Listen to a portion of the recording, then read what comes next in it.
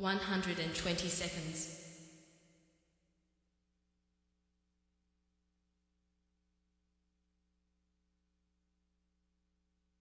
110 seconds.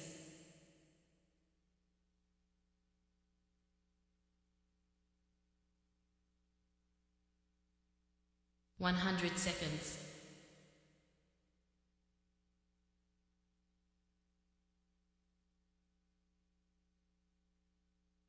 90 seconds.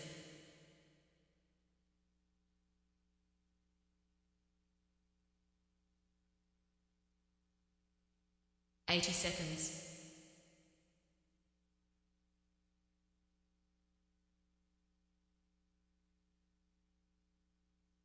70 seconds.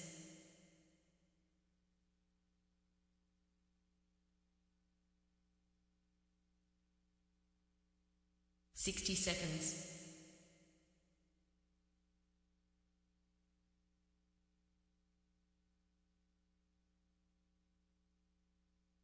50 seconds.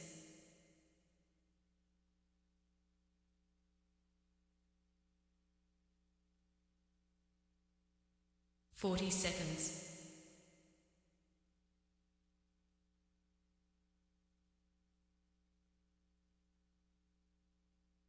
30 seconds.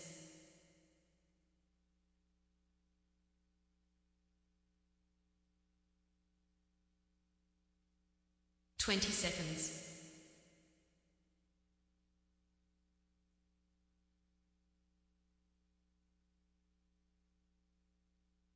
10 seconds.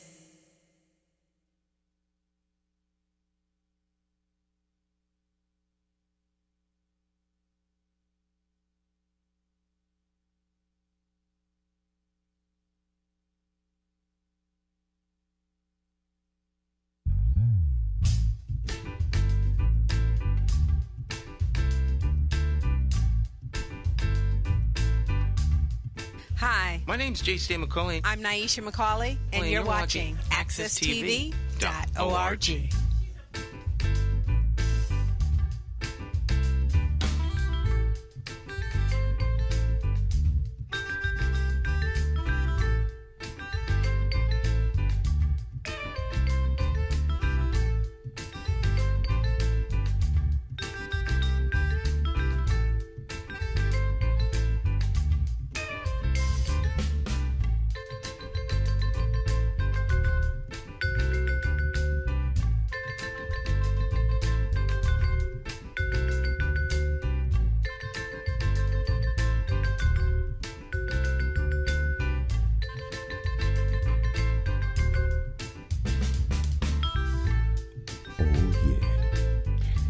It's morning talk, my friends. It's time to get our talk on.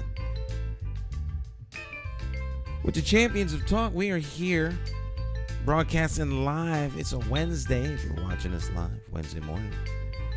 In Studio 1A with me, none other than the one and only Kasike. Morning, Stan. Good morning. Good morning, my friend. How are you? Everything is really good, man. Everything's good, man. Good weekend? Yes, good weekend. I spent it at the club, played some really good chess. People are coming by, more often now, and I feel good about that. That's good. Championship type chess. Do you guys do the whole clock and everything? Yeah, some people actually prefer to play with the clock. So we do have clocks available, and a lot of the guys that come by, they just want to come and play casual chess. But I have to take a moment, man, and self-promote.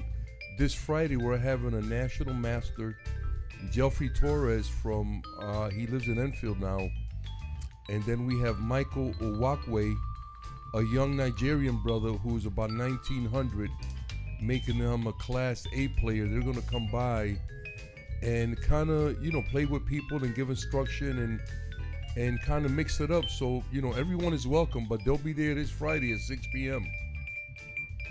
So chess is like, people get into chess like folk get into the basketball and any other sport, but I wouldn't say chess is a sport. Is it considered a sport? It is, and it's an Olympic sport now. It's considered an Olympic sport. Yeah. Well, you know, I use think your mind. Exactly. Your mind. A muscle. Your mind muscle. Your mind is a muscle. Brain. If you don't exercise it, it goes soft. That's what happens to a lot of us, man. We go soft. Yeah. But yeah, it's a sport, and it's really wonderful because studies have shown that it helps students in school do better because it teaches them to problem solve.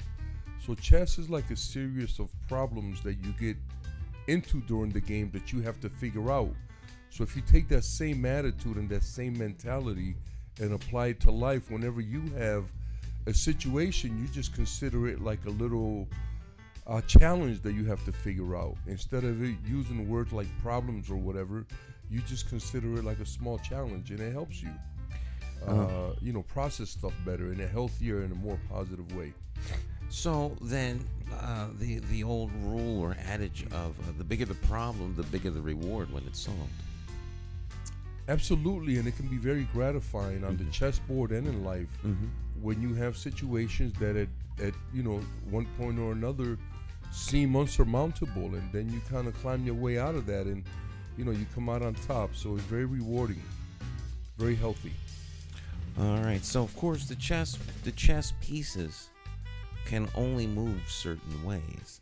I guess you have to master how the pieces move. Yes, and actually, Stan, you can probably learn that in 2 or 3 minutes. Oh, really? How the pieces move, yes. But to become, competent and to become, good at playing chess, it takes quite a bit of practice because you got to remember each side has 16 pieces, 8 pawns, and then 2 rooks, 2 knights, 2 bishops, and a king and a queen. And you have to learn to use these pieces in a combination to solve whatever challenge arises on the chessboard. So just like life's challenges, so some of these pieces you may have to sacrifice, like you have to make sacrifices in life. Absolutely, and I think one of the things that you learn with chess is that there's an end game in everything, and you can with careful planning you can predict the outcome of the end game. So how much of this is, now you say predict outcome and planning, so end game means you're thinking a little bit ahead. How much of chess is thinking ahead of your opponent, and how much of chess is understanding how your opponent thinks? I think that acquiring both of those abilities can be extremely helpful for a chess player. To understand what your plan is, but to also understand what your opponent's plan is and how you're going to combat that plan, and understanding how your opponent is attempting to combat your plan are all fascinating scenarios, Stan. Very interesting. I've seen a couple movies where there's, the chess master is like the star of the program, and the mathematical mind and possible moves that are left on the board leave you with what to do with this, then that. And you have to think of all of this stuff in very short order. You talked about the clock. What is the time? Well, there's the clock can be used in several different ways. And in a traditional sense, a clock can be used, for example, you can have a setting where you have to make, so many moves in 40 minutes. And then after that, you can add additional time. Or the game is 2 hours long. At the end of 2 hours, whoever is ahead wins. But we also have something called speed chess, and that's a 5-minute chess. It can be 1 minute, and in that chess you don't have to call check. If you attack your opponent's king and he doesn't see it, and he makes another move. On your next move, you can actually kill it. Where in regular chess, that would be an illegal move. If you put your opponent's king in chess, he either has to interpose or put a piece in between the attacking piece and your king, or capture that piece, or move the king. So, there's some things that you have to learn to be proficient. I just want our audience to know also that beginning in May, the Taino Chess Club will be offering rated and unrated tournaments, and all are welcome. So a rated tournament means does it mean you have to have a certain level to play, or by playing you can attain a certain level or a certain rating? Well, but it's both of those things, Dan, because a rated tournament means that you are a member of the United States Chess Federation, and then you can compete in tournaments that are rated, where if you win, you have the possibility of your rating going up, but if you lose, then your rating will also go down. Oh, okay. And then in an unrated tournament, then anyone can play. Anyone who knows chess or is interested in playing can play. There's no rating, but there could be rated players and unrated players. It's more like a tournament with people who enjoy chess, and haven't gone through the formality of joining the United States Chess Federation, but they still enjoy chess. That's why we offer that. There's a lot of people in our community that enjoy chess, and there's a misconception that a lot of black and brown folk learned chess while they were in jail, and that's another false narrative that we have put a stop to. A lot of us learned chess in school, at the park and rec, from our grandparents, from our uncles, So, and there's a large population of black and brown folk that play chess. So we just want to offer a space where they can come in and play in a safe environment with incredible competition, because we have players of all levels that come by every day, every single day. So we're open from 12 to 8. We're at 1020 Farmington Avenue in Berlin, and all are welcome. All right. One of our viewers, Bill Costin, says his chess club, Ebony Chess Society, had 129 black chess members from Hartford back in the late 1970s. Bill, that's outstanding. And I remember hearing about that, and that's history. And once again, it shows that, black and brown folk enjoy chess at a very high level. And he says we had 30 women.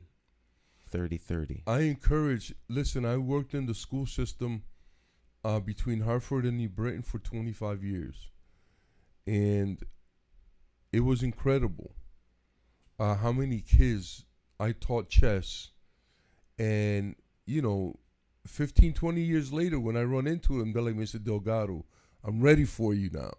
So it's wonderful. And I encourage them to teach their kids, especially girls, because chess is one of the few environments where masculinity is not going to necessarily be, carry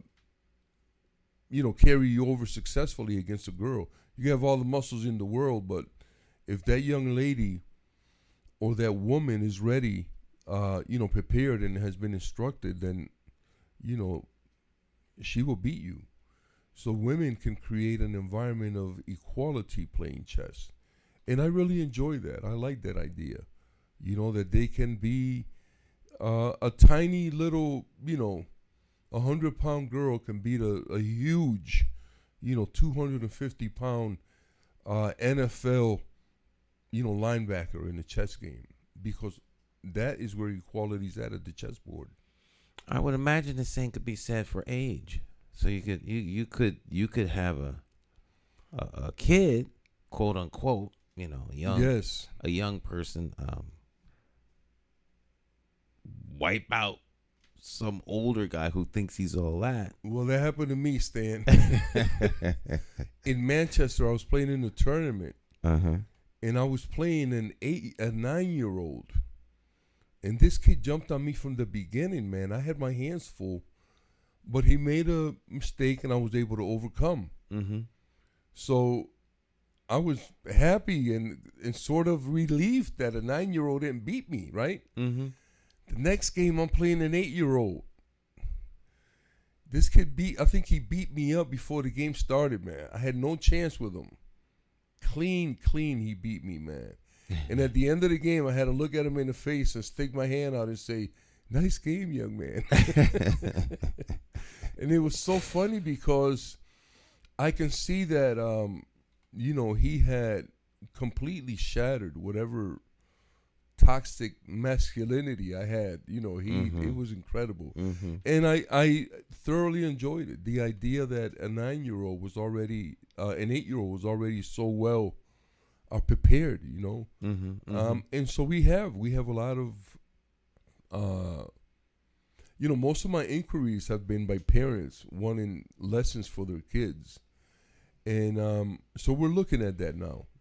Of how to set something up where we can have some classes going on. But it's really a place where, people can come in and play chess and conversate, and have a good time. We're usually there till 8, Stan, but this week there's been already a couple of 11 o'clock nights, including last night. We were there till about 11 playing.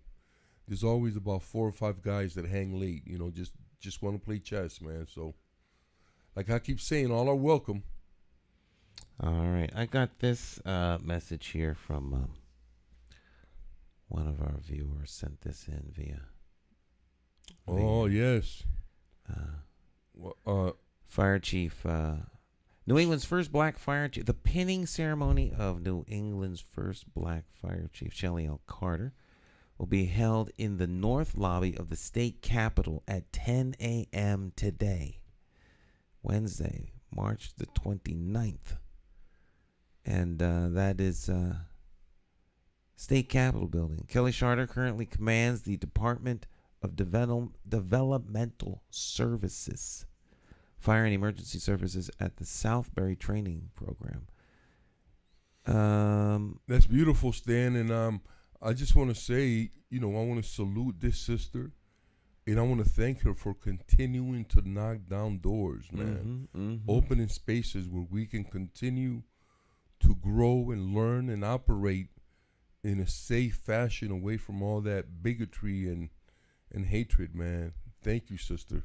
There she is. Yes. Dynamic individual.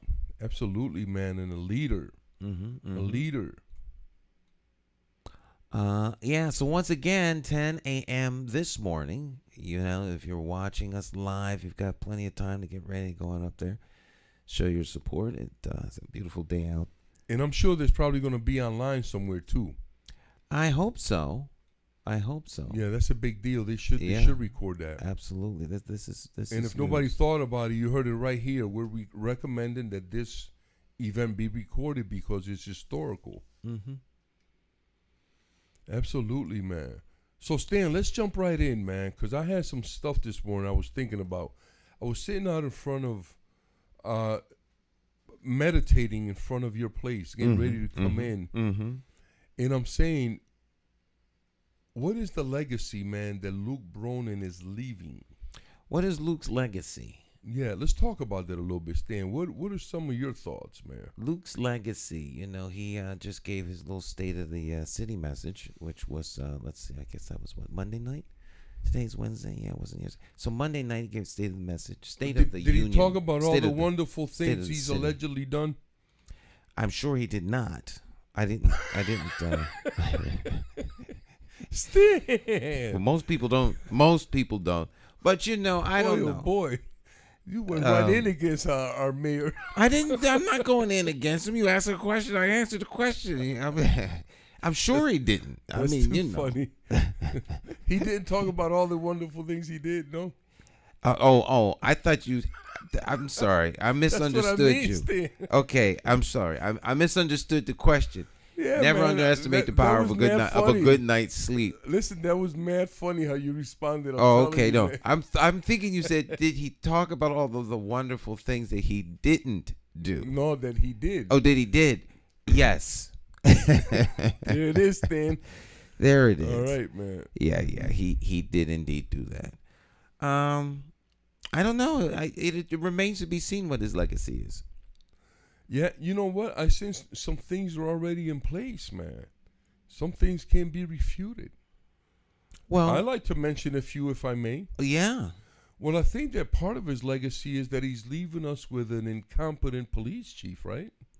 Well, that remains to be seen. I don't know if maybe he'll resign before that. You said he was going to resign. Well, he's got no protection now. Well, So here's what we have to look at. he got This is- protection until the end of the year. Well, here's the thing we got, and we have to mention this, right? Because this is what goes on. Mm-hmm. Jason Thody will probably leave and get a job as a policeman somewhere else with the new people that hired him fully understanding that he was committed crimes as police chief here in Hartford. Mm-hmm. Let's talk about, I just want to mention that because this is how we get these Right. Then criminal- you don't think it's like the priest. Remember how they used to move the priest from one parish to another? the pedophile priest. Yeah. Right. And that's what they do with these criminal cops. They go from one department to the other. Mm-hmm. Because look at one of the things that they talked about in the what's his name? Tyree Burton, the last brother that they killed that we know of. Remember the 4 cops? Over by the highway. Yes. Right. On the on ramp Yeah. to I-84. Right. Mm-hmm. And then the 4 dudes that crippled that other brother. Remember? They put him in the thing, and then he. Drove him around. Yeah. That was in Hartford? No, that was in New Haven. Oh, That's okay, the big okay. case, right? Yeah, But yeah. This is my point right here. Yeah. You know what they want to do first? What's that? They want to fire them. But they're not talking about criminal charges. Oh, okay. I'm with you. Okay. Right. You threw me off with the No. because I'm I'm just trying to thinking. make I'm thinking now. it You're all talking ties about in. cops in general, not necessarily Yeah. Jason.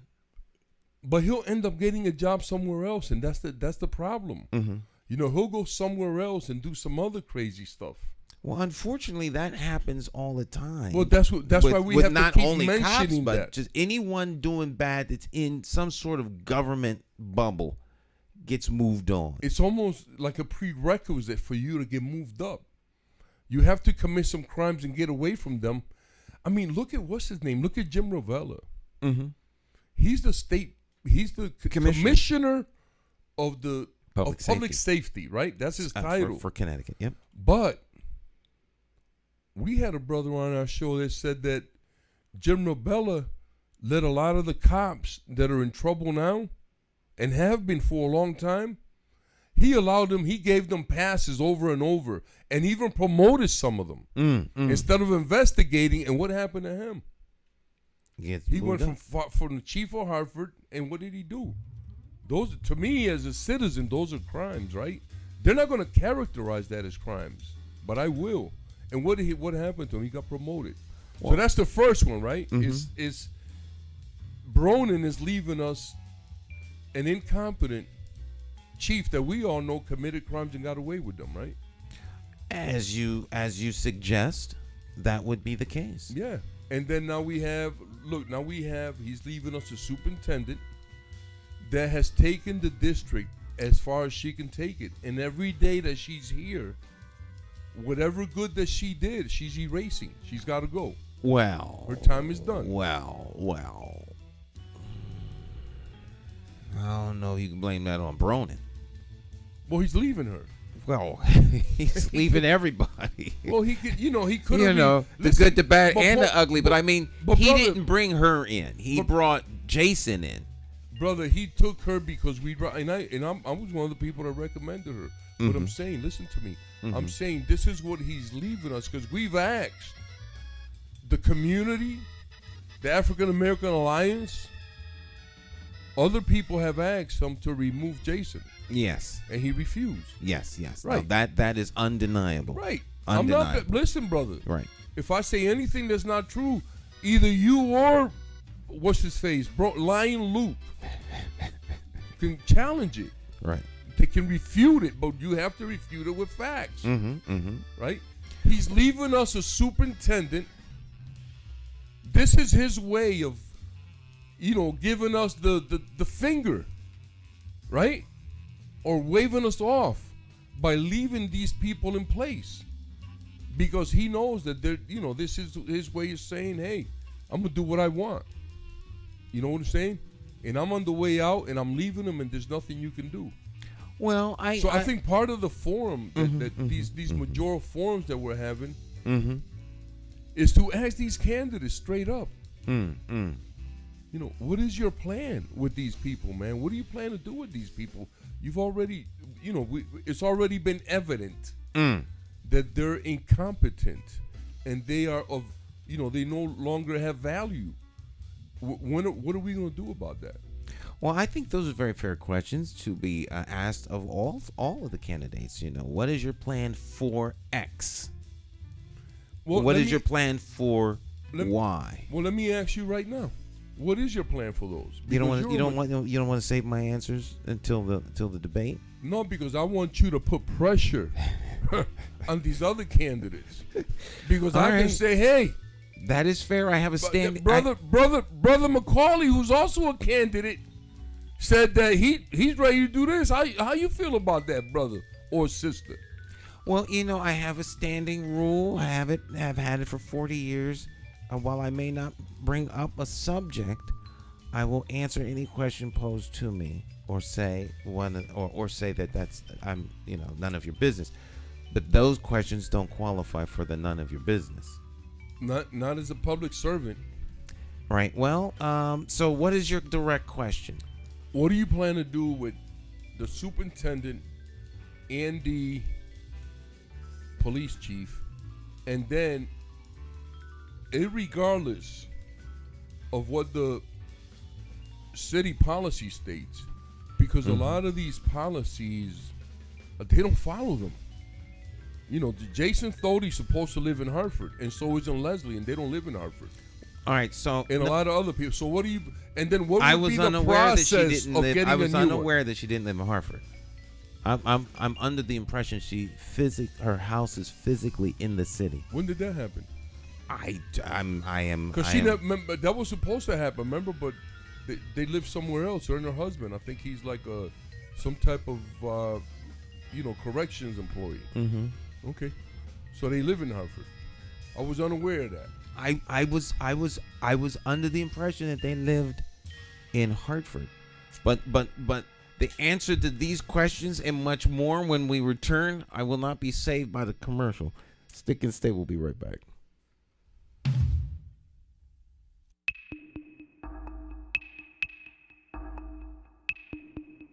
Every bad political decision is made by a politician elected to office. So if you think your vote doesn't matter, just remember this. There are people sitting with politicians in a back room making deals about your future, making policies about your children, making decisions about your neighborhood. To them, you are just a vote. You are not their cause. You are just a vote. Elections have consequences, and if you don't vote, you are actually voting to keep these people in power to work against you. Now more than ever, you need to make your vote count. It's time to clear the air and vote for a mayor that is unbought, unbossed, trusted, and accountable to you, the constituent. My name is J. Stan McCauley, and I am an independent thinker, and I approve this message. I'm asking you for your vote on Tuesday, September the 12th, 2023, in the Democratic Party primary election for mayor of the city of Hartford. For more information, visit McCauleyformayor.com. Have the courage to vote your conscience and vote for the name you trust and know. Vote J. Stan McCauley for mayor.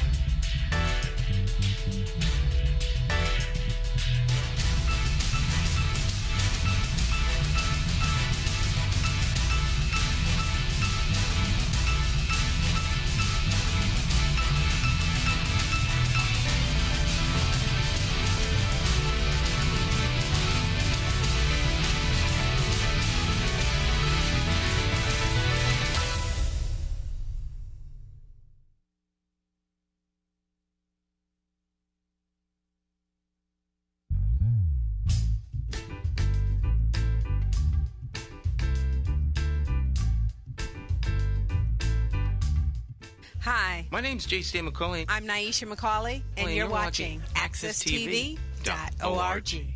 Oh, yes. It's Morning Talk every morning, 8 o'clock. Tune in. Check us out. Call if you, well, it's a little difficult to call, but you can call if you know the number. And particularly if you are one of our folks that been pre-screened for calls, which means we have your number in the queue. But we have a question on the floor. And so we're gonna jump right back into the conversation. Kasike. Yes, Stan. My question is, as a mayoral candidate,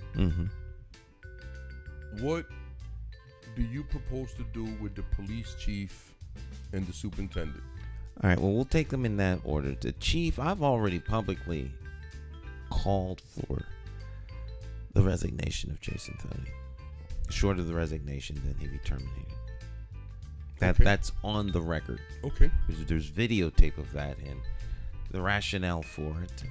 Fox 61 did like a 19-minute coverage of that request. I think it's on the website for the Greater Hartford African American Alliance, and for stated reasons. But he, of course, is under the direct purview of the mayor. So it's a lot easier to remove him.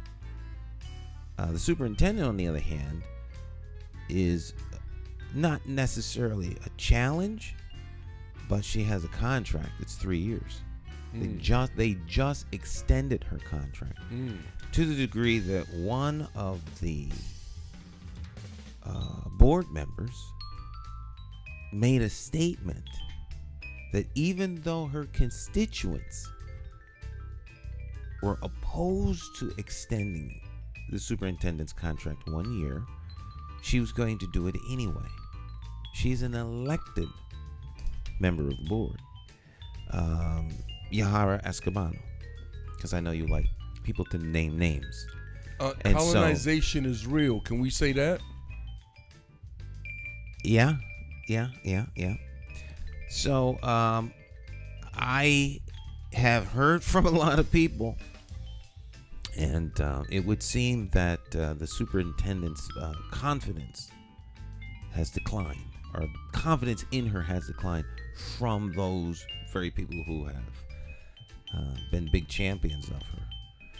So, and it's not personal. Right. It's not personal. It's a decision, and I think that we're in a place now where we have to continue to demand more of these public servants in terms of what the community is asking for versus what the corporations are asking for and the big businesses. Those are different things. There's different needs, and I would recommend for the next mayor to continue to use the rubric that I used to explain to superintendents how they need to be viewing themselves in terms of how services are rolled out to the community. So yeah, I recommend that strongly, because it's all community based, community centered, and the outcomes are phenomenal for a better community for all. And remember, our definition of community is not black or white, or black and brown and leaving people out. Community is everything, every living thing that lives within our purview. To make sure that all of that is safe. All the animals, the plants, the earth, anything that's good for the earth is good for humans. And anything that's bad for the earth is bad for humans. So we have to look at all of that in terms of that, because we haven't. And we have to put people in front of money. People have to come first. So that's why we're working with you, Stan, because we feel like you fulfill all of these qualities, in terms of working with the community to help you in your decision making. Well, I always see myself as a representative of the community. So, as an observer of things and one who reports the things he observes, the community is paramount first and foremost. I think that mayors should represent the constituency. Downtown business is part of that constituency. But the business, if we look at it the way they're allowed to give money, is a singular person. It's not like 3,000 people in the building. It's the business. So they're one person in a community. And the residents most certainly outnumber those businesses. Mm-hmm. And that's not to say that one is business unfriendly, but the greater voice are the people who actually reside in the city. And I think that, political leadership should be more concerned about its actual citizens and residents than other interests that serve themselves. Businesses in the enterprise of making a profit. And a lot of times that profit comes from the very community that's elected you to look out for their best interests. So sometimes I think there's a conflict when political leadership seeks to do more for profit-making entities, even if it's a non-profit entity, like the hospitals, who make enormous profit. They just don't pay tax on it. They plow it back into people's salaries and all kinds of other things. Who knows? And then they co-own other businesses like ambulance services and other things. And so, their business model is not necessarily for profit, but they have plenty of money. And a lot of these entities impose their will on the residents. And that's a long way of coming back to your part 2 of your original question about the superintendent. She, or the office of the superintendent, currently occupied by Dr. Leslie Torres Rodriguez, is she's got a contract.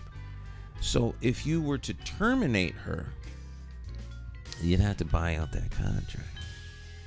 And so, the community has to ask itself, is it worth buying out the superintendent and getting a new superintendent and perhaps destabilizing what's there, if what's there is right and working? So I think that needs to be given a little bit more thought. Without the thought, my first inclination would be to make sure that the contract is not renewed, and perhaps she would get something somewhere else. Well, here's the thing about that. In terms of destabilizing anything, we know for a fact that what's there is not working. That's already been proven over and over again. So there's not going to be much debate about that at all, right? Studies have shown over and over that they're not working. Our kids are not learning. Our kids are direction followers. And so these corporations, when they pick black and brown people out for excellence, they don't pick you out because you're the smartest and the brightest. That's what they put out, but they're picking you out because you know how to follow directions better than your peers. So the compliant few get through. Exactly. Not necessarily the best, but the compliant. The best will never get through because the best question that stuff already. They question the process that's in place. You can't come in asking questions because you making me look bad off the bat. Right from the jump, you making me look bad. Why would I hire you? I'm going to hire somebody else that's going to come in and be nice and soft and pliable, very compliant. Follow all my directions, and you'll be great. So we got to get away from that. So the other thing is, right, in terms of the superintendent and any other city employee like that, they have a contract. Right? The and city employees, they have certain standards that they have to meet. And if those standards are not met, that automatically is considered a breach of contract. And I'm quite sure that we can find a lot of things that she has breached the contract on. I'm positive about that. Well, that's interesting. Her and anybody else that works for the city. Because first of all, the residency thing, if you haven't, I don't know if she lives in Hartford, but in the beginning she didn't. Right, I'm almost positive that she lives in the city. Well, Jason Thody is not a problem because he, I think all the leadership, all the department heads, you making a lot of money. You're not going to take that money and spend it somewhere else. You're going to spend it in our city, and so that money can recirculate itself amongst the citizens and the businesses. When you take that money out of Hartford, we'll never see it. So we need to, have a, some of those things have to be enforced. Well, I'm a big fan of residency. My wife and I, in 2019, we went to Springfield and interviewed one of their counselors. And it's something you can actually watch. It's on our network. And Springfield has a residency requirement. Springfield, Massachusetts, and not they're like not playing. Springfield way out. They're not playing. And they don't play. And see, I'm pretty sure. Listen, I'm pretty sure, like you're pretty sure that she lives in Hartford now. I'm pretty sure that in the beginning, when she became superintendent, she didn't. Right, she had to move. So here's the other thing. Here's another thing. Another test for the citizens and for the mayoral candidates. Why aren't the mayor's children, the superintendent's children, and all these other educators and department heads, why aren't their children in Hartford public schools? Oh, I think the answer to that is clear. No, because you talked about that we have to look to see that with the standards, blah, blah, blah, blah, blah, blah, blah, right? No. No. We know why they're not there. Right. Because our schools are not good enough for them, for their children. Right. But they're good enough for ours. Well, I know you're going with that. No, I'm not going anywhere. I'm going where it's at. I would contend if they're not good enough for their kids, they're not good enough for ours. That's the truth. Well, Stan, that's my whole point. Right. That's the whole point. But the way for they believe that, them believing that is different than it being so. Well, if they're not good enough, then they're not good enough. It doesn't matter what they believe. This is a case that believe is not. It doesn't come into play. But those are the words you use. Right, but listen to me. What comes into play is action. So they can tell you that that's not true. I don't believe that's true, blah, blah, blah, blah, blah. But it is true. But your kids are not going to Hartford Public Schools. Right. What do you believe? Do you believe what you hear? Or do you believe what you see? Right. That's the question. So we don't have to ask anything about. But you were saying that was a mayoral. So what is your mayoral link to that issue? You say here's another question for the mayor, for the mayoral candidates. Why aren't your kids? Why aren't all these educators, the mayor, and all these department heads? Why aren't their kids going to Hartford public schools?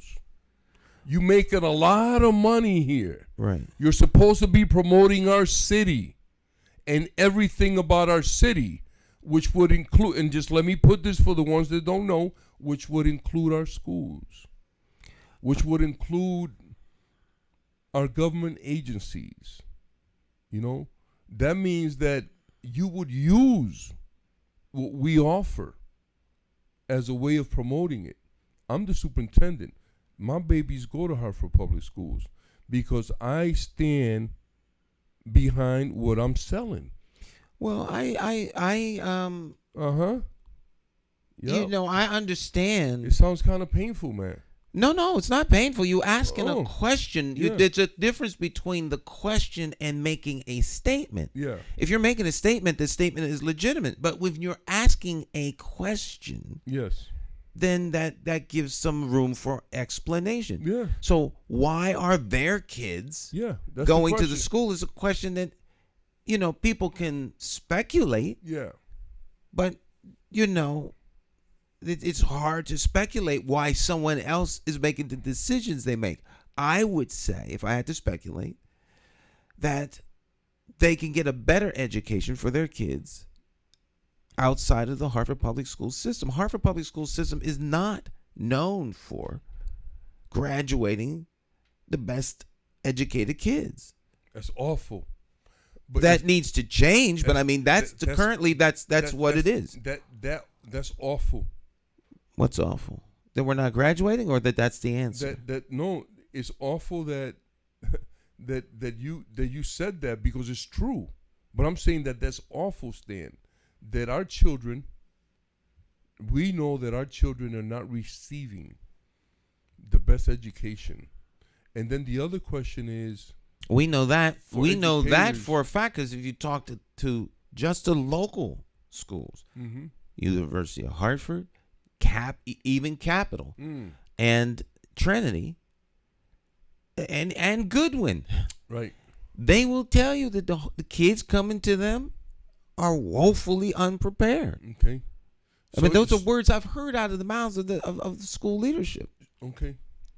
So that's so problematic. I'm just giving you the reasons why it would be easy to replace the superintendent.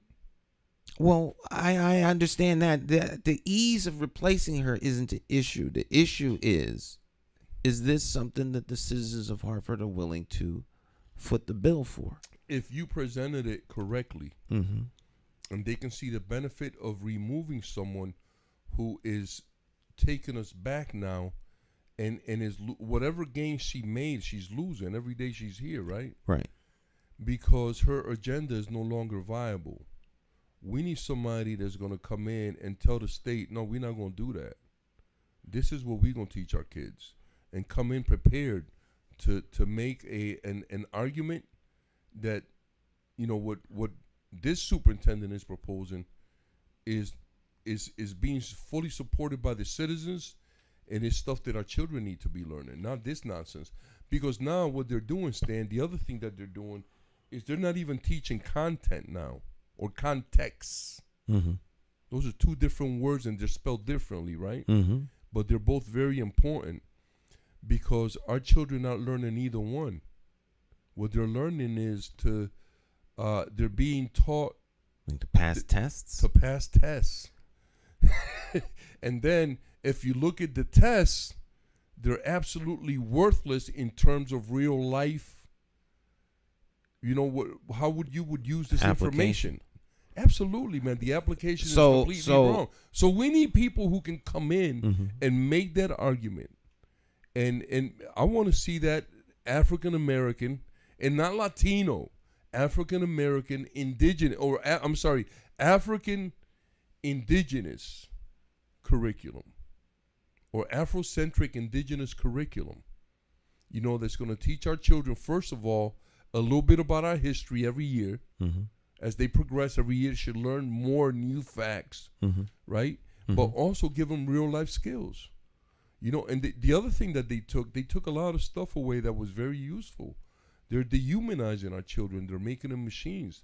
They don't work with their hands. All they do is they teaching them all the Let me tell you, computers and everything is great, but they got to have their place. They can't replace life, and that's what they're trying to do with that.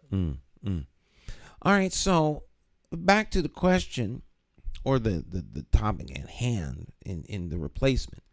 So, did you ask a question? I did. About the replacement? Yeah.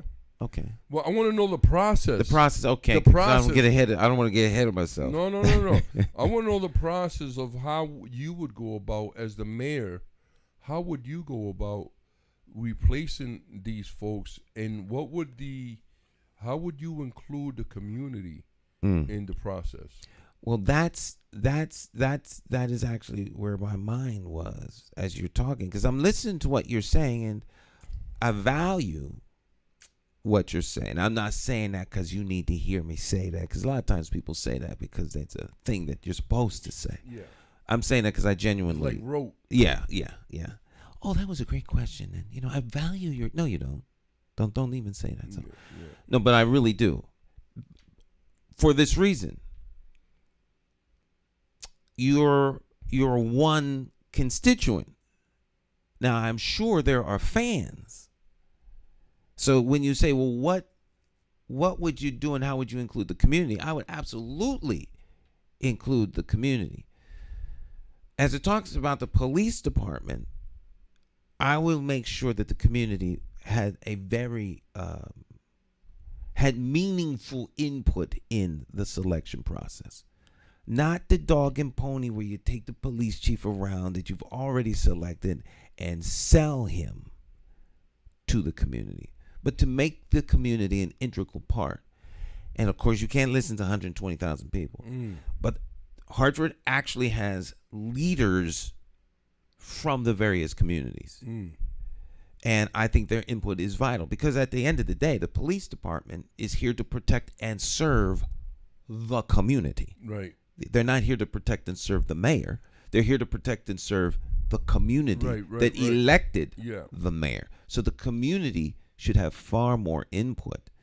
And so, based on what the community says from selected candidates, all right, and I believe that the candidates should have some real difference to them. I don't think that they should all be, milk toast, and then you have to select which brand of milk toast you want. It should be some ginger snap, some milk toast, some coconut cookie. So give people real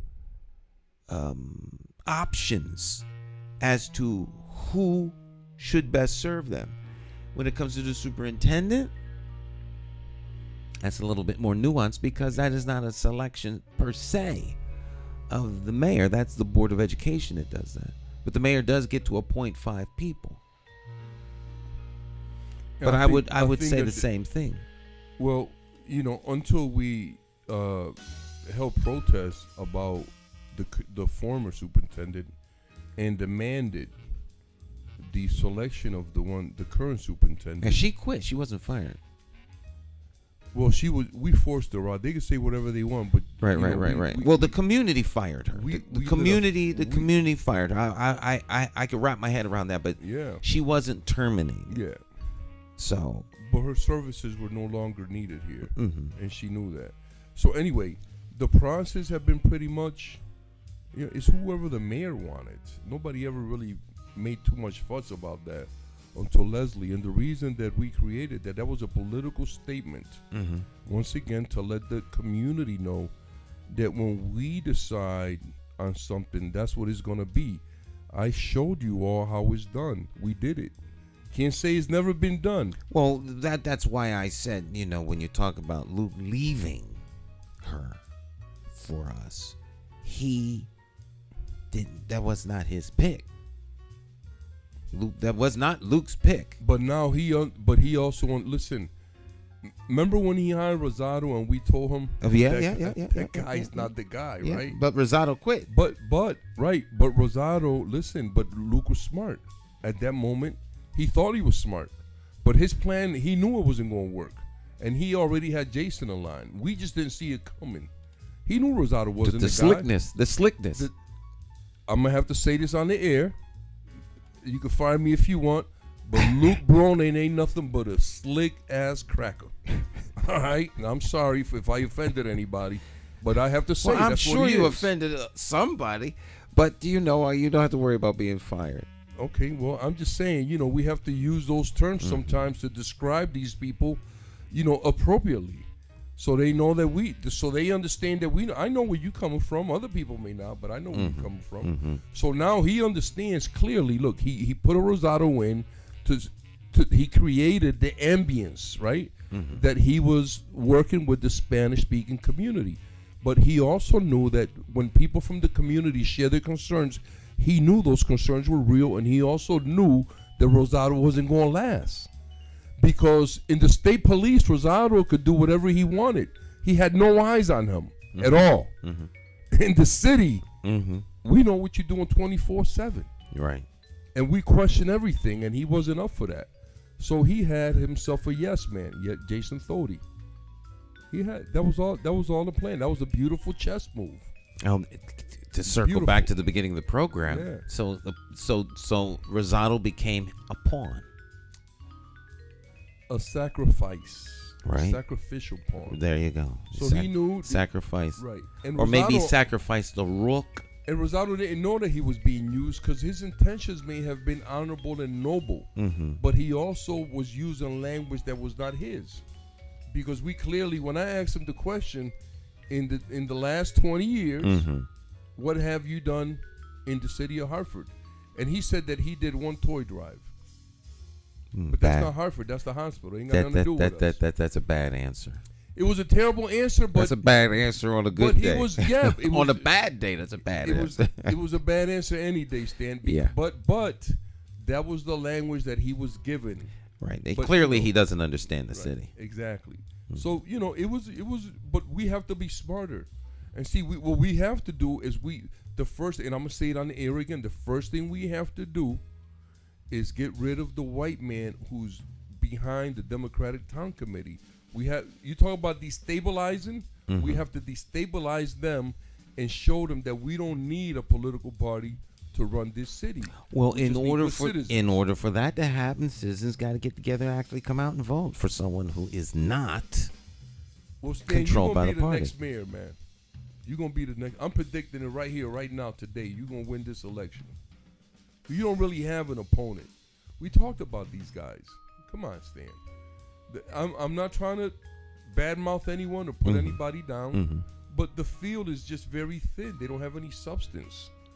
A couple of the people that are running, listen, it's awful for me when I hear that Bruce Rubenstein is behind Eric Coleman's campaign. That's awful for me to hear that. Because there has to be some truth to it. People aren't just saying things. And that's just him. And then we have the other guy, John Fonfera, who in his last majoral, and this is recorded, it's not me, in his last majoral forum, stated that he's been an elected official for the last 36 years. And he's watched his district decline, and he's watched other district decline. And now he's running for mayor. You haven't had the answers in 36 years to your district's issues or to some of the issues in other districts that you've observed. And now you want to run for mayor. Why are you running? What's the idea behind this? How are you gaining? And how are the citizens of this city gaining? If in the last 36 years you haven't done much. These are your words, not mine, brother. And then the other people that are running, I hate to say it, but some of these people are like they've been Luke Bornin's puppets. They're like his rubber stamps. All the people on the council. So you have, I don't know, Stan, if the citizenry of Hartford is finally awakening to what's really going on, then you'll be the next mayor, hands down. It'll be a landslide. All right. We will absolutely see how that works out. Stick and stay. We'll be right back. Take a short break. It is Morning Talk. Don't go anywhere.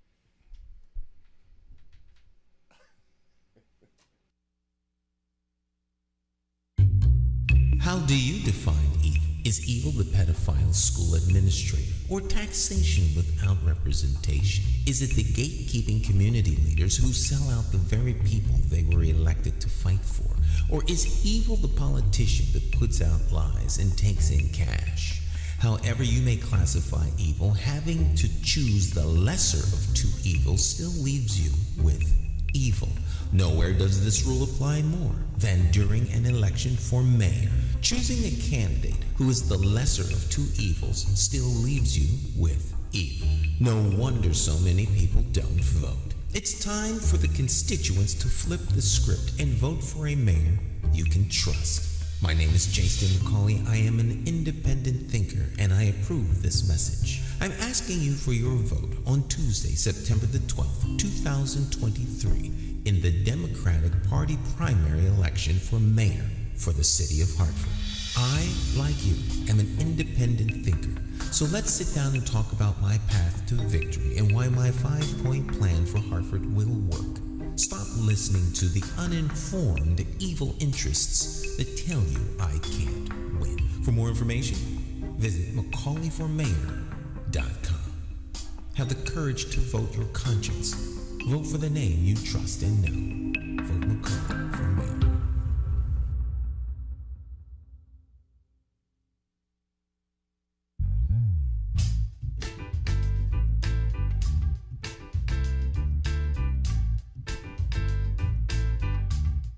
Hi, My name's J.C. McCauley. I'm Naisha McCauley, and you're watching AccessTV.org.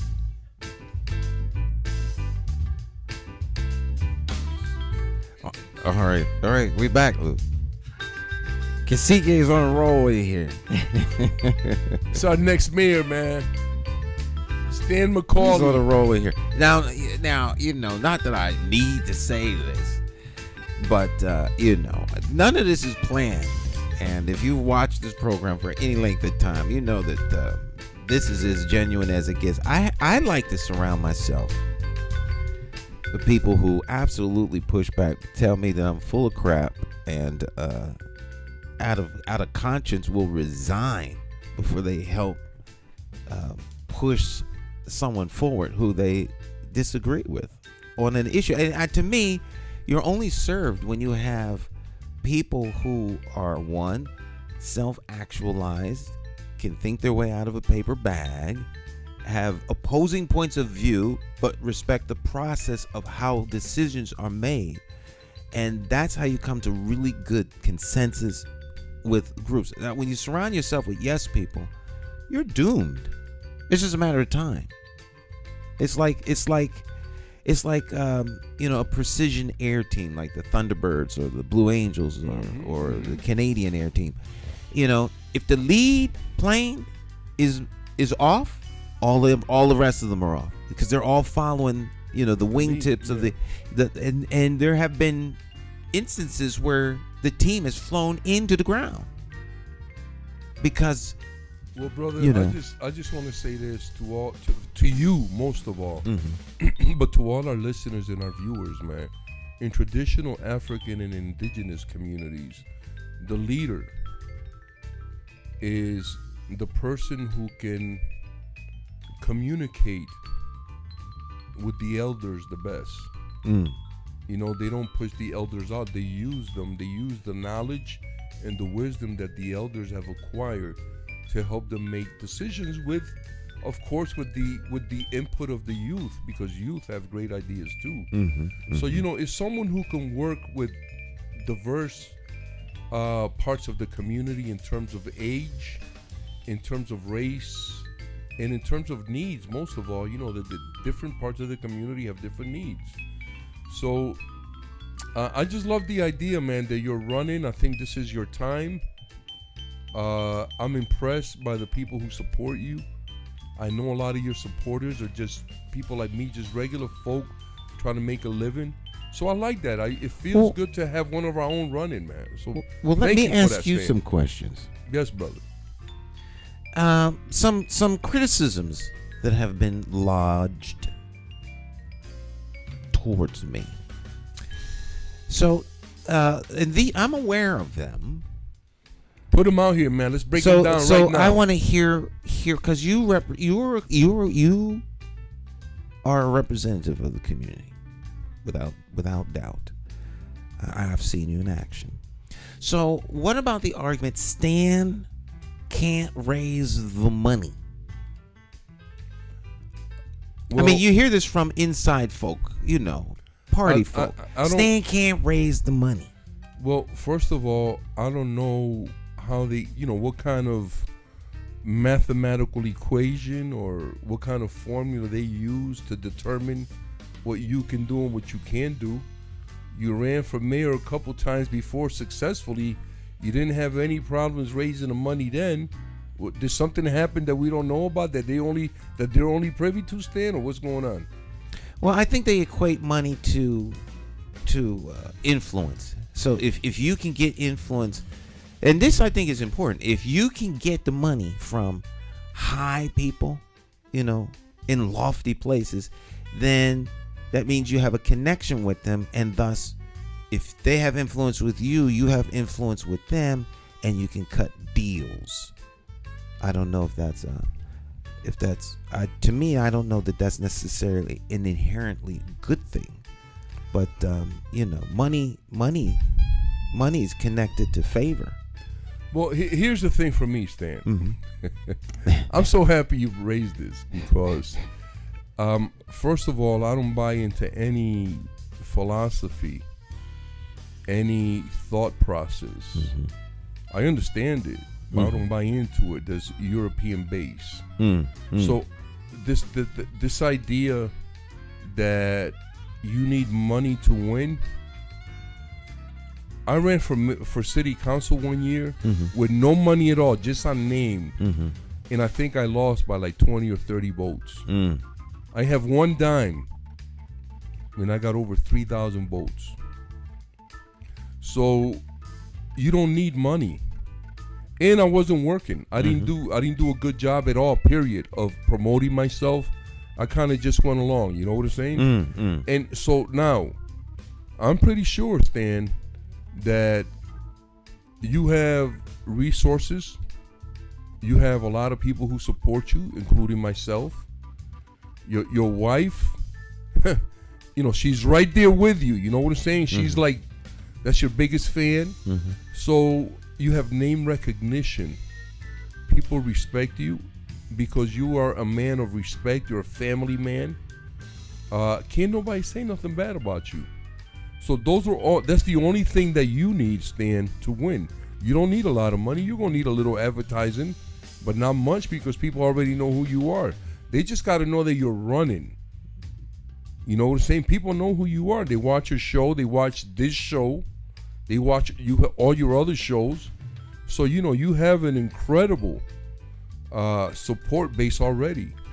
So I am going to refute completely and unabashedly the idea that you can't raise the money. Okay, That's nonsense. You kind of answered the second question with the answer to the money, and that is, well, Stan's a nice guy, but I don't think he can get elected. But I think you just kind of. Nah, they can say that. That's their narrative. Right. But that doesn't make it so. Well, brother, it's like somebody coming to me and saying, Stan McCauley, he's a thief. He's terrible. Ba ba ba ba ba ba. And I'm gonna say, hold on, brother. First of all, I'm gonna validate what you're saying. But I'm gonna tell you this: that may be your experience, but that's certainly not mine, and I want you to know that. Because I'm not gonna refute them because maybe that is their experience with you, right? But I gotta let them know that's not mine. Wonderful brother, family man, hard worker, honest, has integrity, honorable. You know what I'm saying? That's my experience with Stan. You see the difference? So I'm not gonna refute anybody's experience with you because I don't know it to be true or not true. So I just can't say that didn't happen. Right. But I'm certainly gonna say that's not my experience with that brother. That brother's a king to me. You know what I'm saying? Just like I am, Kasike. So we have to stand on that. And I think people know you, Stan. They know what kind of man you are. They see your wife. They see y'all working together. You put this thing together. You build something in the community for the community, and that says a lot about you. I recognize that, and I have to speak on it. Okay, what about the other one? Like Stan doesn't have the deep connections. He doesn't have connections with the Lazowskis, and you don't need connections with them. They need to be connected to you. They need to come to you, hat in hand. Right? They need to come to you and say, Mr. Mayor, we like an appointment to talk to you about this and send you the information so you can prepare yourself. That nonsense is over. I laugh at how white people do business, and then we have to accept it. You ever notice that when something breaks, they put the cost back on the consumer? Yeah. Why they don't take it out their profits? The inferior product that they present to you doesn't but work. Why don't they take it out of their product? It, right. But why don't they fix it out of their profit? And then the government and the law protects. That's thievery to me. That's stealing. Every time, why is the light going up? What did they do?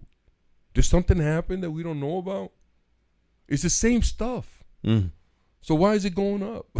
You know what I'm saying? Now they're trying to sell us water. These big companies.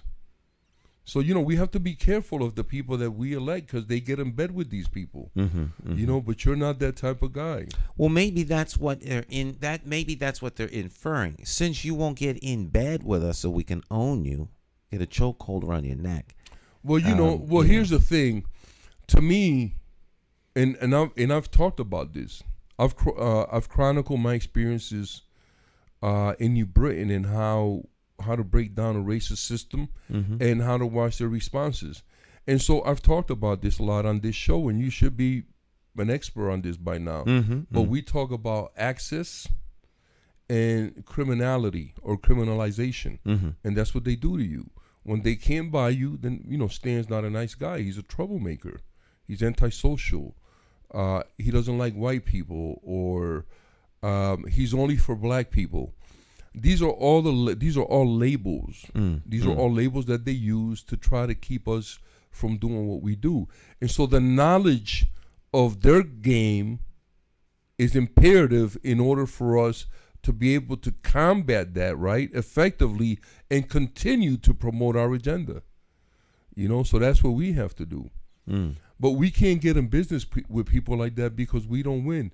Anytime that you're putting more costs on the community that you already know can't handle anymore, people are making money off our misery, and we can't allow that. We have to, we have to stop somewhere down the line. We have to say that's enough. We're not going to teach our kids this. And the other thing, while we're at it, we have to talk about how the police is going to conduct their business. We don't have to go by what the government is saying right now. We have an opportunity to create a vision and implement it in a way that the police are going to be able to do their job effectively. They're not going to criminalize citizens. And when they commit a crime, it's going to be called that. It's not going to be called an infraction or they need more training. They're going to be prosecuted immediately, just like when a citizen commits a crime. Well, if the doctor removes your spleen by accident, he doesn't get to say, well, I need more training on the biology of the human being. I didn't realize that was the spleen. We need to revise, Stan, not just the police, but all the policies on how to govern people, because we have to apply human and humane laws and processes. Right now, everything that we do in this country, finance, housing, education, employment, is all based on slavery. Think about it. Think about how everything works. And now it's even deeper, because now, like I spoke about it earlier, now they've introduced it to the schools where they are preparing slaves for the workforce. You're not in chains. Your mind is in chains. Your mind is in chains. And it's different because when you get away from a lot of these things, you begin to appreciate nature and your life more because you're in touch with it. And so we have to continue to create systems that help us evolve as human beings and that are completely, protecting the planet. Wow. I know I can go on for a long time about stuff like that. That's pretty good. I concur. That's my life stand. You know what I'm saying? That's how I move. That's how I look at life. And it took me a long time to get here. I'll be 63 in April, and for a lot of years I wasted my life. And I don't want to be around people, anyone. You're a young man. You're younger than me. I feel young. I didn't realize you were younger than me. I feel young. I feel strong. I feel great physically and emotionally. And right now, my four healths, and I spoke about the four healths, they're magnificent right now. But what do you think about increasing the police officers to 600? I don't think we need 600 police officers. That was unfair of me. But No. I don't think we need 600 police officers. I think we can probably do it with 300 or 400. But we have to, we have to detail what they're going to do. Now, that doesn't mean that we'll hire other people to do some of the things that the police are doing that they shouldn't be doing, that kind of promotes them criminalizing citizens. Right. Well, of any color and of any race, but particularly black and brown. Black and brown. Right. The police have a job, and I think all too often they're trying to get the police to do stuff that's not part of the police, so there's no need for police. And they give them a lot of leeway on stuff that promotes their making them criminals. You can commit a crime and you can lie in order for you to arrest me for committing a crime. What is that? Well, we, if you have an engaged public safety committee with your city council to help set those policies, if you have engaged city council people who, continually, on a regular basis, quarterly, call the department heads, not just police, but all of them, to do a fiscal strength analysis of your budget. Where are you in your place? You can ask those kinds of questions.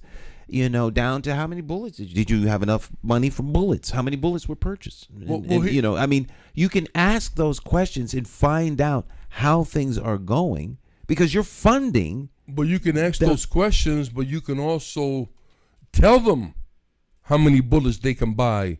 You can tell them what kind of guns you can buy. That is true. You tell them.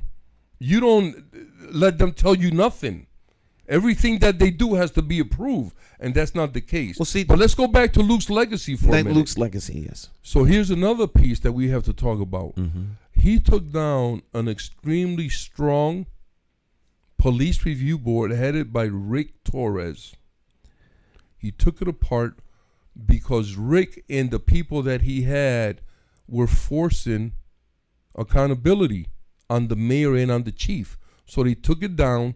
They put a bunch of yes people on there, and you've seen what happened to the new position that they created. The guy quit because the cops accused him of being unfair. You can't have nobody that's soft up there. You know what I'm saying? You got to have somebody up there that's going to tell them cops, listen, watch how you talk to me, because you're a police officer, and there's certain guidelines that you have to observe. Otherwise, we're going to go after your job. Right to their face in front of all of them. Be careful how you talk to me because I'm conducting business. And anything that you do that's out of line, I'm going right for your badge. That's how you put them in place. Well, they are employees. Yeah, and you put them in place the same way white people have taught us to put each other in place. How do you put your employees in place? You threaten them with their job. And they get in line. They either get in line or they quit or you have to fire them because they refuse to get in line, right? Those are tactics that are all based on violence. You know what I'm saying? We are asking a lot of our employees, whether they are teachers, whether they are sanitation workers, whether they are police officers, whether they are firemen and women. We are asking them to do things that are out of their purview, that are out of their area of expertise. So we put them in positions where they hurt people. We put them in positions where the potential for them to be hurt is greater. The policies that are in place for everything that we do have to be revised by people who understand that the way that we have been doing things is completely wrong. And we need more humane policies. I think it was you, Stan, who mentioned it on this program. We make cities for cars. Think about that. Yeah, right. We need to make cities for people, not cars. Well, just look at the 900. They're building a carport, a garage for the Connecticut Children's Medical Center, which does great work. Helps save children's lives, but that's nothing to do with a 900 car garage. Well, think about it. They're going to just impose on. So the car comes more important than people. You listen. I'm gonna say this on the show. People may wait for me outside. Black man that I work with, and I said this on the show before, told me, Mr. Delgado, you can kill a white man's family, his kids, his dog, and he'll forgive you. You mess with their money, they gonna come and kill you, your kids. They'll burn your house down. They'll make sure that you understand that you do not mess with my money. And the reason that I say that is because this 900 car garage is about money.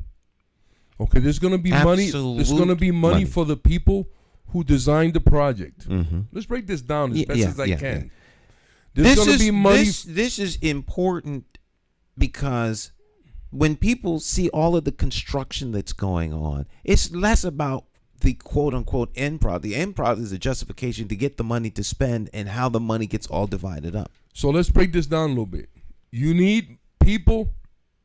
See, because white people pay for intellectual rights. We're the only ones that don't pay for that. Mm-hmm. They pay for that. They're going to need money for the people who thought about that project. They're going to need money for the people who designed the project. They're going to need money for the people who construct the project. They're going to need money for the people who are going to work there. And then they're all going to get paid because their garage is going to be full and every car in there is going to pay daily, weekly, monthly, and some of them will pay yearly because they can afford it.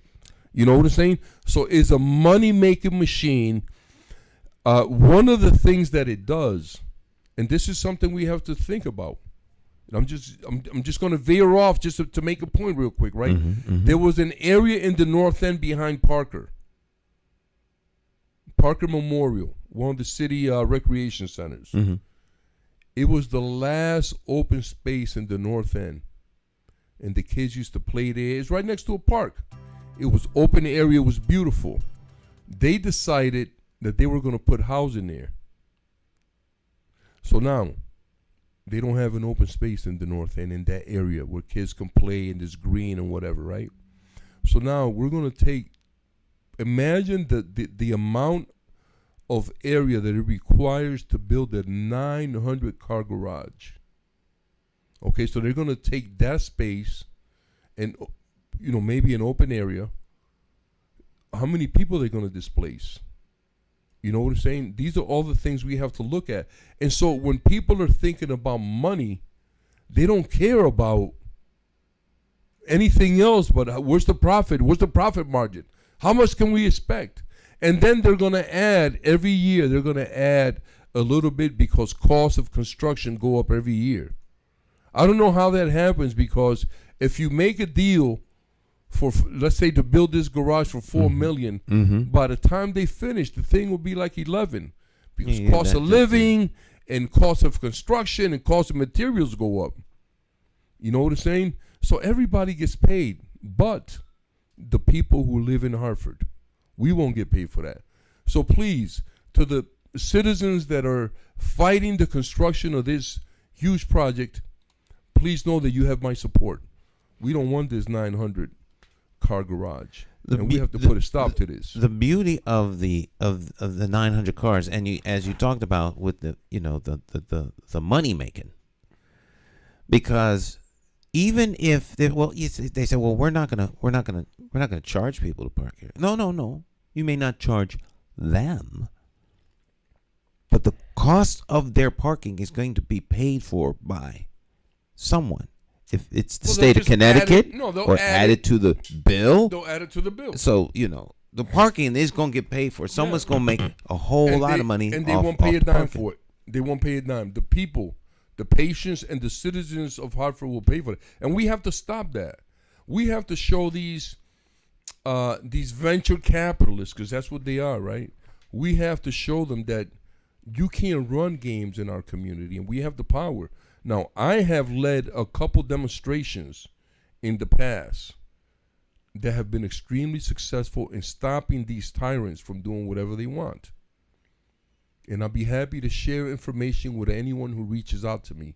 And I would love to participate in any kind of protest or, any pushback that you have. Please get a hold of me. We love to do that. And I'm sure that on the day of the protest, we can probably get our brother Stan McCauley to come out there and stand with us or film it or something. So we have, we have a lot of resources at our disposal. Right. I'll come out. I stood in front of MDC protesting when I was running for mayor one year. But NDC wants to sell our water to somebody else. You're talking about the bottled water. Yeah, the bottled water. It's good enough to sell to someone else. We have some of the best water in the world. But here's the thing, though, Stan. Water is it's a natural It's a natural resource that shouldn't be profited off of. No one should own the water. And here's the other thing: the people who are bottling that water, you should be bottling that water and giving it to humans for free. Okay, that's what you do with that water. You give it for free because it's ours. How you gonna take my water and sell it back to me? There's a story I want to tell you about one of my great uncles. I had my grandfather was known to be like one of the hardest workers ever. There was very few men that could stand next to him and say that, I could stand next to him. So one of them was his wife's brother. She had a couple brothers. One of them, his name was Juan. My grandfather's name was Cirilo. So my uncle, my grandfather's son, tells me that my grandfather was a legend, but this guy, his brother-in-law, was the only man that he ever seen who could meet and even surpass the ferocity and intensity that my grandfather worked with. And I said, yeah, that's incredible, man. I love hearing this stuff. He said, but he had a brother who, as strong and as powerful and as magnificent as this guy was, his brother was the complete opposite. He was the laziest man that a mother gave birth to. And I said, well, what do you mean, man? He said he never worked a day in his life. And anybody in the family will tell you that. He said, but the guy has some stuff with him, man. He said he was the guy that would steal a neighbor's chicken in the morning and go back in the afternoon and sell him the same chicken. So, people do what they do, man. Some slickness is out there, man. That's funny. So that's Luke's legacy. So he left us now. He left us another completely disassembled and dysfunctional civilian review board. They can't do nothing. The dude just quit. Right? Remember, they hired that dude. He just quit. And now they don't have quorum. No, he's running for mayor. The new, what's his name? Yeah, Liam Brennan. He's running for mayor. He is a candidate for mayor in New Haven. Well, listen to me, Liam. I hope you're watching. The fact that you show cowardice and you quit on us is not a good look for you in New Haven, because people gonna know about that. I'm just letting you know ahead of time. All right, we don't trust people like you, brother. We don't trust quitters, man. Yeah, you gotta hang in there all the way to the end. So let's take a short break. We'll be back. We're doing extended hours here today. So fair to say that I since we've done the line Luke's legacy. It would be fair to say that I won't be getting his endorsement. You don't know that. You don't know that. Well, that's true. I don't know that. I don't. If Luke loves this city and he loves the citizens, see, because we put people to the test all the time. He made all these claims. I love this city. I'm never gonna leave. Blah blah blah blah blah blah. He lied. That's why I call him Lying Luke. That's why he can't say nothing, because he lied. Right. So now, if he really does love this city, then he will support the most viable, the most reasonable, the better prepared, the most qualified mayoral candidate we had, I would say, in the last 50 years. Wow, that's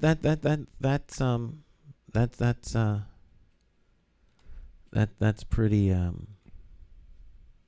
But that says a lot. I'm humbled by that. Well, Stan, I just want you to, if you think, or if you or anybody thinks I'm blowing smoke, I want them to call in or write in, or you can speak about who you think was better prepared and more qualified to lead our city than you.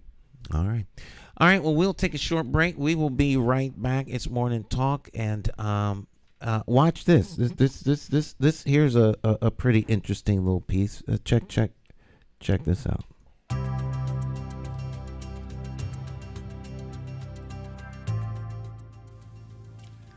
You know something? Hartford's strength is the people. They're independent thinkers and love their city. So how did Hartford fall into the hands of rogue policymakers? Well, to start, this rogue group spent nearly $1 million putting themselves on the inside and leaving you out in the cold. What if I told you that $5 can be the difference between a Hartford with hope and vision or a Hartford that is in perpetual decline, increasing crime, and an educational system going nowhere fast? Your $5 contribution to our team is a statement that you are investing in Hartford's future. Your $5 contribution to McCauley for mayor will make you a member of the team, and together we will explore the possibilities. More than that, you will be demonstrating that Hartford's people are ready to make a stand. Withstand. Our goal is to get the support of 5,000 people who live, work, and play in Hartford. I'm asking you to make a bold statement by contributing $5 right now, today. If you believe in Hartford and its people like I do, make that contribution. And together we will show Connecticut that the people of Hartford care enough to do our part. We are ready to pick up the ball and run. The people of Hartford are back in the game, and we're in it to win. My name is J. Sam McCauley, and I approve this message.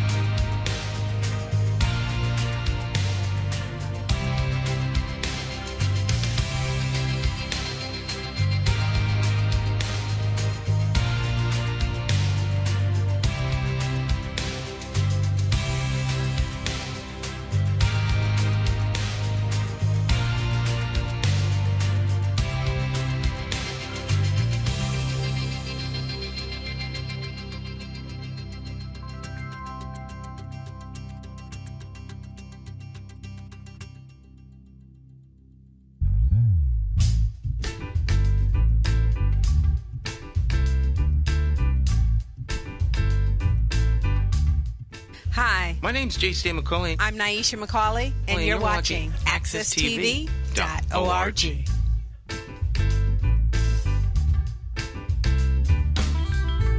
All right, welcome back.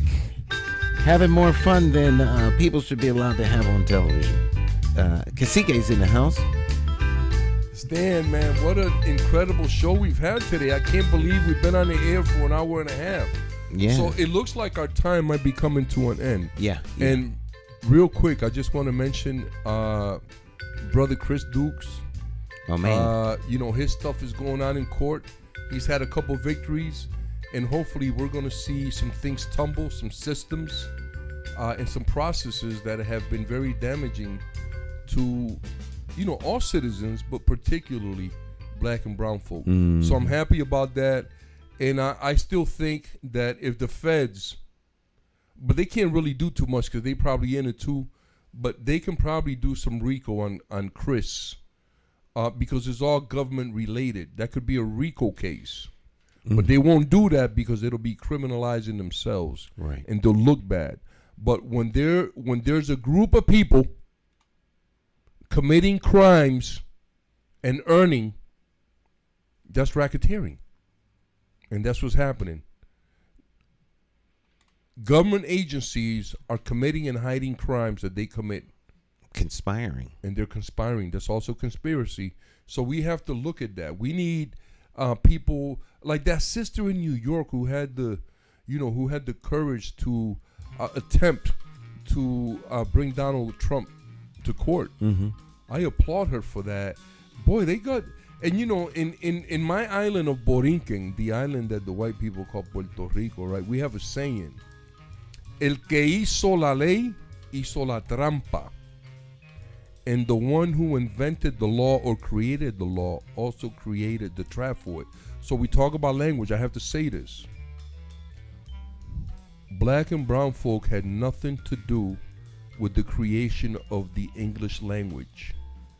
And no matter how proficient we think we are, we will never be as proficient and have the consciousness of the language that the people who created do.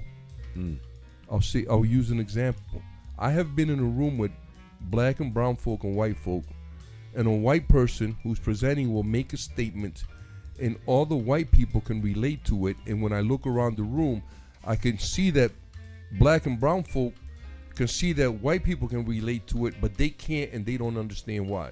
Because we had nothing to do with the creation of the language. So it's different. All right. Any last shout outs? Oh, absolutely, man. I want to shout you out first, man, for having the courage and the integrity to do the right thing. Right? This is a Spike Lee moment right now. Do the right thing, Stan. Run for mayor, and you did, brother. So I congratulate you, and I exalt you for your courage, brother. Yeah, Luke, Kasike had a lot to do with this. I tell you all right now, he hooked me up big time with some hypocrisy. So, you know. Now, well, brother, I don't look at it like that, man. I just look at it as I share an observation with you, and you were able to see things a little more clearly, and it compelled you to do the right thing, and that's how we got here. Because great men, Stan, like you, do the right thing all the time, and I appreciate that. The community appreciates that, and we thank you. And I want to shout out Brother Lou Brown. I want to shout out Brother Chris Dukes. I want to shout out Brother Eugenio Caro. Leader, what's happening, brother? And I want to shout out a couple people who passed. Sister Gloria Herena, who was a magnificent leader. And I'm forgetting his name now. Brother who passed recently, man. He was in Texas. But anyway, blessings to everyone. Have a great week. And I hope that all your dreams come true. And don't forget, Stan McCauley for mayor 2023. Let's get it, family. Let's go. All right. Thank you, Stan. All right. Well, all I really need is Kasike in the house, and we'll be good to go. You all have a great rest of your day. We'll see you here next time. All right. Ciao, ciao.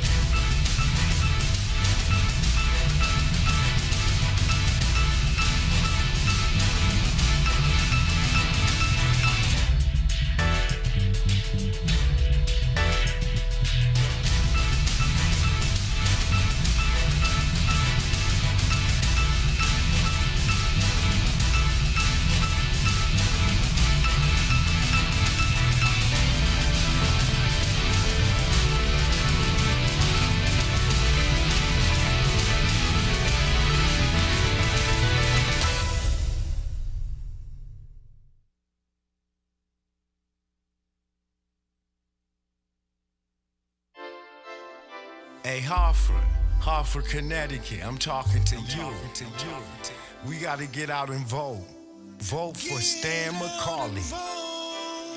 It's our time. We gotta rise up and take it back. Vote for Stan McCauley.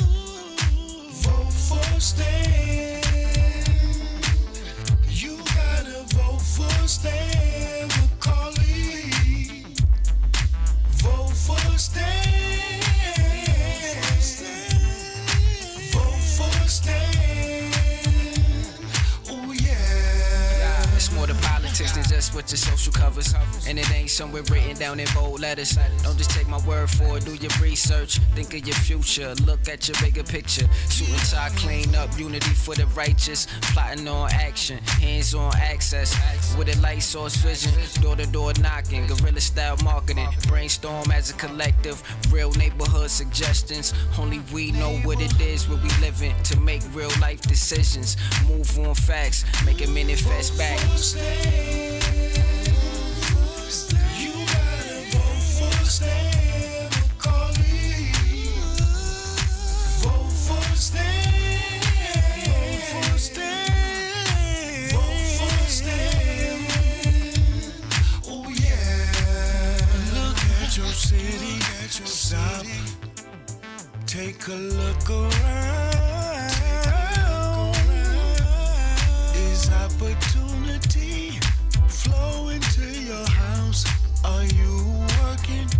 Wait, can you save some money? And is your neighborhood safe? Or is it a homicide every night?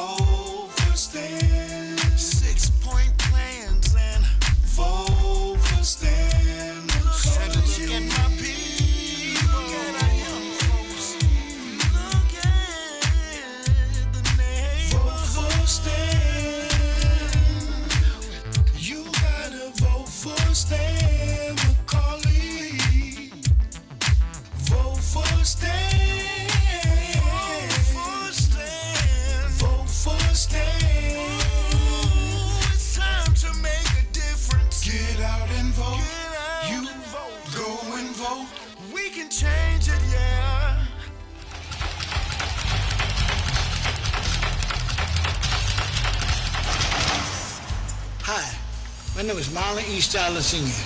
Many of you may know me as the two-time welterweight champion of the world. I'm here to tell you that Democrat J. Stan McCauley, as our next mayor, will fight for you until the last bell. Help me throw a knockout punch. Go out and vote for Stan the man. My name is J. Stan McCauley, and I approve this message.